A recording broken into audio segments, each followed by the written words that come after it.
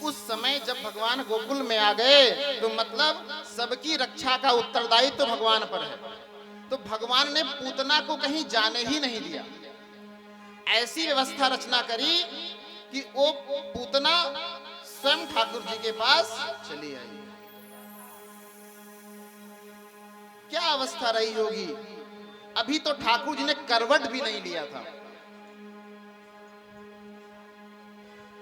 पूतना आती है और ये पूतना का स्वभाव क्या है, क्रूर तो है ही, राक्षसी भी है, बच्चों को खा जाती है।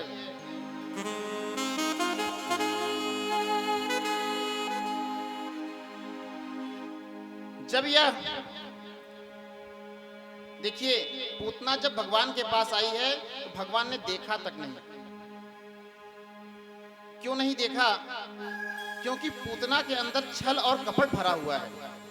आप और हम सभी पूजा करते हैं, हमारी वही पूजा स्वीकार होती है जो छल और कपट से रहित होती है। अगर हमारे मन में छल और कपट है और हम पूजन कर रहे हैं तो भगवान स्वीकार तो करना बहुत दूर की बात है, तो देखते तक नहीं है। पूतना के साथ ऐसा हुआ। भगवान ने पूतना की ओर देखा नहीं, परंतु भगवान ने एक प्रण ले लिया, मैं इस पूतना की वही गति करूंगा, मैं इस पूतना की वही गति करूंगा जो मैंने माँ यशोदा के लिए सोच रखा है। ये भगवान का व्यवहार है। क्यों? भगवान बनाए गए रिश्तों का निर्वहन बहुत अच्छे से करते हैं। पूतना भगवान के पास यशोदा से भेष बदल करके यह आई कि मैं इसकी मौसी हूं, और उसने जब ठाकुर जी से मौसी का संबंध जोड़ दिया तो ठाकुर जी ने कहा कि तुम्हारी ओर मैं देखूंगा तो नहीं, परंतु गति तुम्हारी अपनी माँ वाली ही कर दूंगा। बोले कृष्ण भगवान की जय।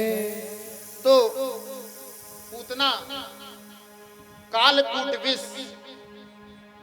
भगवान को पान कराती है, और भगवान ने बाल्यावस्था में जिस समय भगवान ने करवट नहीं लिया वह कालकूट विष पान करते हैं, और कालकूट विष पान करने के साथ साथ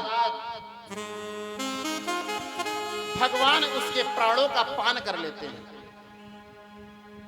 और पूतना वहीं पर ध्वस्त हो जाती है। देखिए ये पूतना का जो आकार है ये आप और हमारे जैसा आकार नहीं है इसका। 6 कोस की है पूतना। कितने कोस? 6 कोस। 6 को अगर हम 3 से गुणा कर दें तो 18 किलोमीटर आएगा। कितना आएगा? अब आप कल्पना करिए कि 18 किलोमीटर की दूरी कितनी होती है। वो 18 किलोमीटर पूतना का शरीर है, और भगवान ने कालकूट विष का पान किया। जो पूतना भगवान को मारने आई थी, भगवान ने स्वयं ही उसके प्राणों का हरण कर लिया। और वह जो पूतना है, जब ये पूतना गिरती है धरती पर धड़ाम से, तो जैसे भूकंप आता है वही स्थिति पृथ्वी की हो जाती है। जो यह बात कहते हैं कि भगवान नहीं होता, भगवान नहीं, हमारे कृष्ण पे उंगली उठाते हैं। आज का मुख्य प्रसंग तो यही है कि कृष्ण भगवान कैसे? कृष्ण ने माखन चोरी करे हो, ये तो ब्रज के लाला है हो। माखन चोरी से लेकर के भगवान की रास लीला पर टिप्पणी करते हैं, और ये वो बच्चे हैं जो बॉलीवुड मूवी को देख करके भगवान कृष्ण पर यह प्रत्यारोप करते हैं। व्यास मंच से मैं कहता हूं सावधान हो जाओ, अभी भी समय है। ये माता पिता को सावधान करना चाहिए कि पुत्र या पुत्री यह गलत चीजें मत देखा करो। ये बॉलीवुड वाले ये फैसला करते हैं आकर के कि हमारे कृष्ण कैसे हैं, किसी भी चरित्र को उठा करके प्रस्तुत कर देते हैं, और हम लोग भी बड़े आनंद से देखते हैं। जिन्होंने ये कहा कि कृष्ण भगवान नहीं है, कृष्ण ऐसे हैं, कृष्ण वैसे हैं, हजारों गालियां दिया जिन्होंने कृष्ण को, कृष्ण ने ऐसा किया, कृष्ण ने तो पटरानियां रखी, कृष्ण ने तो ऐसा किया। अरे पापियों, आलसियों, कम से कम इतना तो समझ लेते, कृष्ण ने, तुम्हारे बाप ने जहर भी पिया था, जहर पी के दिखाओ, एक घूंट पी लो बस। वरुण जी, कलेजा उस समय छल्ली होता है, अपना ही सनातन, अपना ही हिंदू, अपना ही सनातनी, अपना ही यह मातृपद पितृ का भाव रखने वाले समाज के, राष्ट्र के लोग अपने ही कृष्ण के बारे में कैसे विधर्मियों से सुन लेते हैं। क्यों नहीं जवाब है इन बच्चों के पास? कारण इसका हम ही लोग स्वयं हैं। घर में शिक्षा दिया नहीं, जहां शिक्षा मिली वहां लाए नहीं, और बाद में कहते हैं कि हमारा बच्चा बिगड़ गया। अरे बिगड़ेगा क्यों नहीं? अच्छी बातें सिखाई कब थी आप लोगों ने?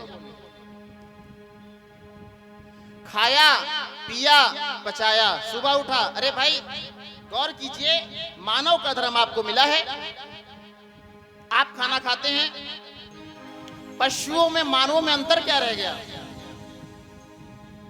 Human beings are eating, animals are also.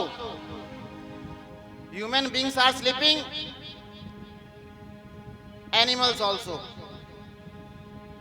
एक ऐसा गुण सिर्फ सत्संग करना है जो मानव कर सकता है, परंतु जानवर नहीं कर सकता। आप खाना खाते हैं, जानवर भी खाना खाता है। आप सोते हैं, जानवर भी सोता है। आप उठते हो, जानवर भी उठता है। परंतु आप भजन कर सकते हैं, क्या पशु भजन कर सकते हैं? आप यहाँ पर बैठे हैं, क्या यहाँ पे कोई पशु है? नहीं। क्यों? क्योंकि यह सत्कर्म करने की प्रेरणा ठाकुर जी ने सनातन धर्म में हम ही सनातनियों को दी है, और यह हमारे पास मूल है। इस मूल को बचाए रखिए। कंस ने यह बात कही थी, सनातन की मुख्य जड़ विष्णु है। तो हम लोग विष्णु भगवान को, विष्णु भगवान के अवतारों को छोड़ करके क्यों भटक रहे हैं? क्यों भटक रहे हैं हम लोग यहाँ से वहां तक? अपने आराध्य इष्ट को एक करिए। जब आपके प्रभु इष्ट एक हो जाएंगे तो आपकी समस्या को हल होने में कोई भी समय नहीं लगेगा।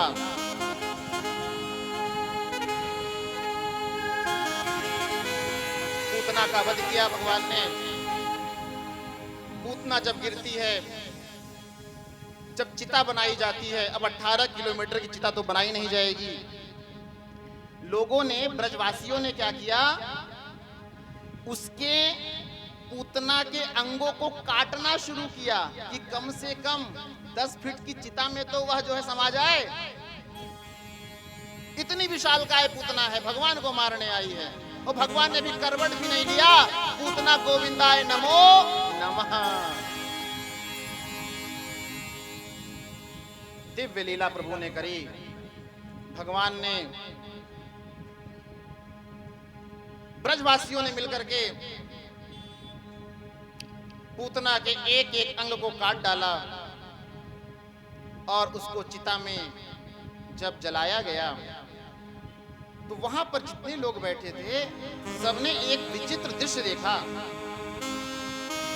वह दृश्य क्या है कि जब चिता ने जलना शुरू किया तो वहां एक सुगंध, जैसे चंदन की लकड़ी जब जलती है तो जो सुगंध पैदा होती है, उस चिता से सुगंध उत्पन्न हो रही है। सभी ने पूछा, ये तो क्रूर राक्षसी थी, तो यह सुगंध क्यों आ रही है इसकी चिता से? ब्रजवासियों ने कहा कि अरे, चाहे जितनी क्रूर रही हो, परंतु अंत समय में भगवान कृष्ण ने इसको, जब ठाकुर जी ने स्पर्श कर लिया, तो ठाकुर जी के स्पर्श मात्र से, ठाकुर जी के स्पर्श मात्र से ही यह इसके सारे दोष समाप्त हो गए और यह चंदन की भांति सुगंधित हो गई। इसलिए जब पूतना जल रही थी, जब उसका दाह संस्कार हुआ, उसमें से खुशबू निकल रही थी। एक बात बताइए, जब राक्षसी पूतना आकर के भगवान जी केवल स्पर्श करते हैं और उसके चिता से सुगंध आ सकती है, क्या हमारे आपके जीवन में ठाकुर जी का स्मरण मात्र से नहीं आ सकती? क्यों? क्योंकि ठाकुर जी यहाँ स्वयं पधारे। अपनी लीला स्वयं उचारे। धन्य है ये वृंदावन धाम, धन्य है ये वृंदावन की तपस्थली, और धन्य है वृंदावन में आए हुए समस्त ब्रजवासी। आप सभी यहाँ पर यह मत समझिए कि आप लखनऊ में बैठे हैं, यही मत समझिए कि आप पारा के किसी मंदिर के प्रांगण में बैठे हुए हैं। आप समझिए आप श्री वृंदावन धाम में बैठे हुए हैं और सामने ठाकुर जी विराजमान हैं। तो अगर ठाकुर जी पूतना की वो गति कर सकते हैं, तो हम तो इनके स्पर्श क्या, हम तो इनके सानिध्य में हैं। हम इनके सानिध्य में हैं तो हमारा बाल बाका कौन कर सकता है। बोले कृष्ण कन्हैया लाल की जय हो। इसलिए कहते हैं भगवान गोविंद के हो जाओ और आनंद आ जाएगा। कथा पूतना वध के पश्चात जब कंस को मालूम चला तो तृणाव्रत, यह एक राक्षस भेजा है इन्होंने। तृणाव्रत जब आता है, एक बार क्या था, मैया ध्यान से, ओ मैया, हाँ बिल्कुल कथा पर ध्यान दीजिए, क्योंकि आज भजन कम होगा। मैंने बोल रखा है कि भजन आज की डेट में कम रखिए, भजन चलेगा कब, जब राधा और कृष्ण की ब्रज की होली आएगी, क्योंकि कथा का मूल आपको समझ में आना चाहिए। तृणाव्रत जब आते हैं, एक बार की बात है, यशोदा मैया ठाकुर जी को लेकर के लाल प्यार कर रही थी, और जब ठाकुर जी को गोदी में उठाया उस समय तो ठीक था, परंतु कुछ समय के पश्चात ठाकुर जी एक चट्टान की भांति भारी हो गए। तो मैया सोच रही हैं कि आखिर ये क्या है कि ये मेरा लाला ये भारी कैसे हो गयो।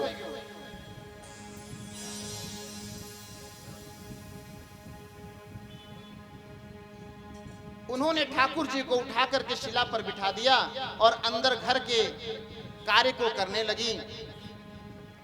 क्योंकि देखिए ठाकुर जी कुछ लीलाएं यशोदा मैया से छुप के किया करते थे, क्योंकि अगर वो जान जाएंगे ये भगवान है तो उसको प्यार नहीं मिल पाएगा जो संतान और माता के प्रति होना चाहिए।